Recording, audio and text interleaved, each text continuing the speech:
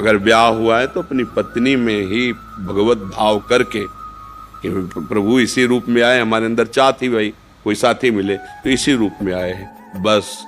और शांत, ये उद्दंडता अगर बनी रही तो दुर्गति पक्की है, पक्की। इसलिए मतलब ये नेत्र चराना बंद करो, ये नेत्रों को जो चराना होता है ना, हाँ ये दैवी शक्ति है। जितना बुरा देख करके सोचोगे उतने तुम्हारे सुकृत नष्ट हो जाएंगे और आगे तुम्हें दुख मिलेगा पक्का।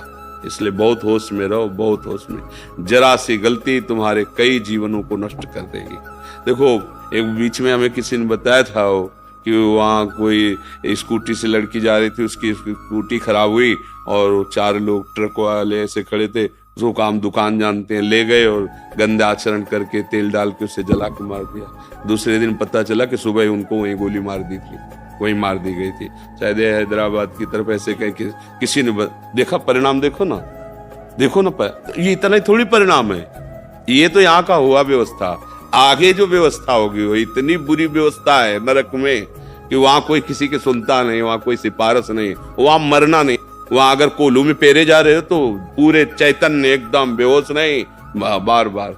तो इसलिए जो पराई स्त्री के साथ संभोग की तो वो लोहे का खंभ तपता हुआ आग की ज्वाला की तरह 10-10 हजार वर्ष तक चिपकाया जाता है, जलते रहो, मरना है नहीं। ऐसा अगर स्त्री कोई पराय पुरुष के साथ ऐसा, बहुत होश में, ये मिथ्या नहीं है। जैसे अभी आपको लगता है क्या कानून है यार, जो कर फंस जाओ जरा सा, तुम्हारे ऊपर केवल कानून में जाके रिपोर्ट हो जाए कि आप छेड़ रहे थे, आप ऐसा कर, फिर देखो क्या होता है। अगर आप प्रमाणित पाए गए तो आपको सजा हो सकती है, आजीवन कारावास या जो भी दंड मिल सकता है। तो है ना दंड विधान, तुम्हारी मनमानी से थोड़ी है। ऐसे ही ये भागवतिक दंड विधान जो नरक है, अरे कहां नरक स्वर्ग, ऐसा नहीं है, जेल है ना भारत में, दंड विधान है ना। अरे बोले कौन देखता है किसकी, तो जब यहां पकड़ के जाते हैं ना तो पिटाई चौराहे पे नहीं की जाती है, ऐसे नरक एकांत में बला है, वहां जाके सड़ाया जाता है।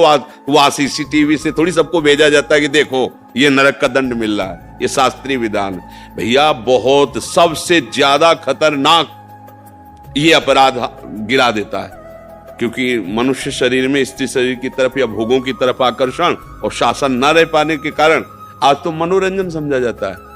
शास्त्रीय मर्यादाएं, धर्म, इनकी तरफ तो वृत्ति नहीं जा रही, इसको तो मनोरंजन कि यार कुछ नहीं इसमें नहीं, आज तुम्हारा इधर कल उधर, ऐसा नहीं, फिर दुर्गति भी भोगनी पड़ती है। ये भारत देश है, परम पवित्र देश है, ये धर्म के अनुसार चलने वाला देश है।